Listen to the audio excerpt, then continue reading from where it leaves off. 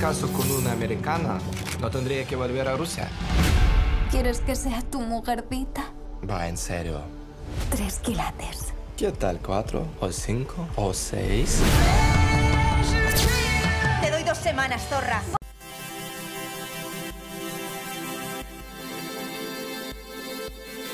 It honestly feels like it happened yesterday, even though it was almost 5 months ago, because I'm still processing it. It's very overwhelming. It was my dream come true.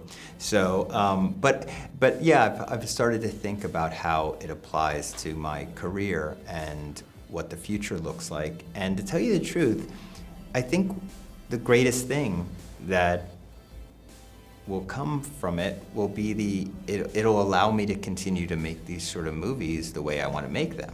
Because, you know, it gets harder by the day to make these sort of independents, and especially mine with the subject matter that I cover and my unwillingness to cast with many A-listers. So, so this has sort of cemented me, at least it's given me a hall pass to make these sort of movies for a little while.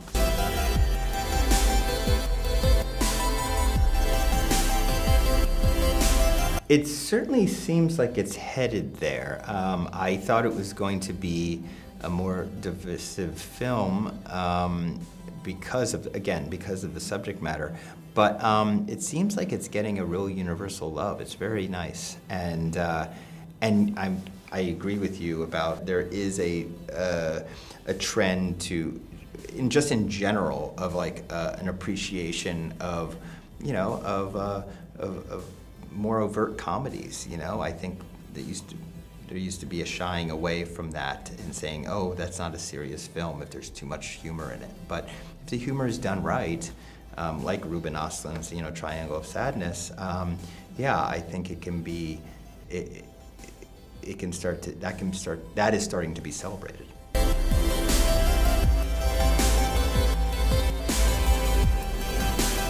Well, I have been exploring the topic of sex work for 5 films now, and quite honestly, just one has led to the next, because through the process of doing research in that world and getting to know sex workers and becoming friends with sex workers, I realized there's a million stories to be told there, and unfortunately, nothing has really changed in terms of society's, you know, attitude towards sex work and the unfair stigma that's applied to it.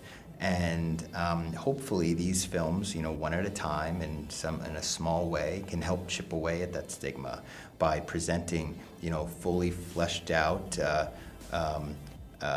characters that we are rooting for, and not only have empathy for, but, you know, we're rooting for, and that we are along with on a ride with them. So, yeah, that's how I see it.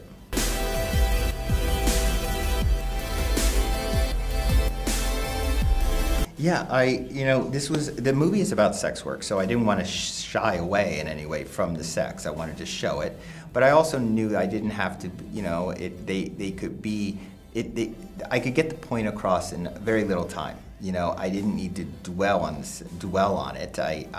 I could simply just objectively show it, almost clinically show it. And I think that that's what these scenes are. They're more, I call them sex shots, not sex scenes. And we were all on the same page about how, you know, we were going to capture this. We were all aware that we needed variety, and eventually my actors actually got involved with it. They were like, meaning Mark and Mikey were presenting me with ideas. Hey, man, maybe we should have a shot like this that shows us like this. And it was very collaborative.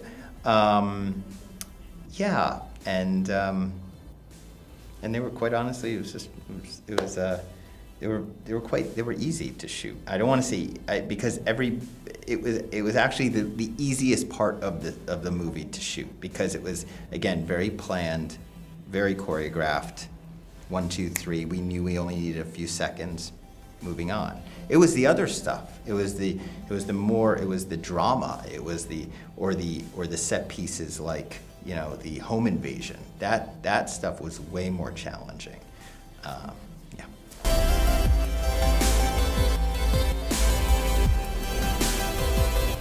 I cast my own films, And it's a credit. It's probably the credit that I'm most proud of because I love my cast. So I did a good job, I guess, right? This is the way I go about it. I'm always keeping my casting hat on. So when I'm out in public, I'm looking to see who is interesting, who has an interesting look or persona, somebody I want to see more of. When I'm online through Instagram, yeah, if somebody strikes my fancy, I'm like, I need to know, I want to explore this person. And then of course movies, I see a lot of movies and contemporary films, so that I'm always looking for fresh talent. And in the case of Mikey, I saw her in Once Upon a Time in Hollywood, and she stole that last scene. I thought she was amazing in the film, and had the intensity that I was, and quite a a very unique look. So I kept my eyes on her, essentially. And then a couple years later, when I was actually in development on Anora, early on, we saw Scream. And it was the combination of those two performances that said, she's our Annie. And I knew it in the theater, like in the theater. And we called her agent the minute we left the Scream and had a meeting with her, and we really connected, and I offered her the role. And she exceeded all expectations, but my intuition was right. I knew it. And then with Yura, Yura came actually earlier than Mikey, because I saw Compartment Number 6, the Finnish film, directed by Juho Kusmanen, in Cannes, the same year that I was there with Red Rocket, and I saw Yura's wonderful performance, knew that I had this eager character that I was prepping to write in Anora, so I cast him. And guess what? He was the one who actually brought Mark Edelstein to the table. He suggested him for the role. So it was a very nice, organic way that the whole cast got fleshed out, and I'm just so happy with all of their performances. We were actually shooting him in a way where, we're covering a lot of different genres and tones, and at the end of the film, when they're leaving the mansion and we're doing like a dolly into him, everybody on set was like going, oh, like fawning, like, swooning over Yura. And I'm like, oh, I guess we have our John Hughes moment. We're like totally making a John Hughes 16 Candles scene with him. So yeah, he's great, and he's also, they're so experienced and classically trained, they were all very aware of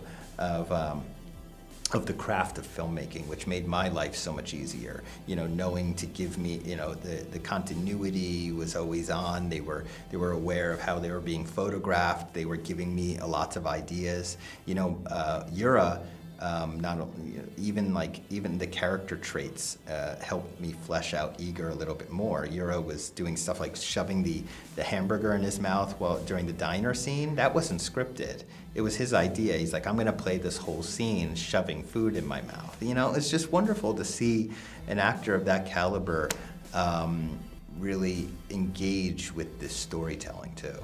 It was wonderful. ¡Soy la mujer de Iván!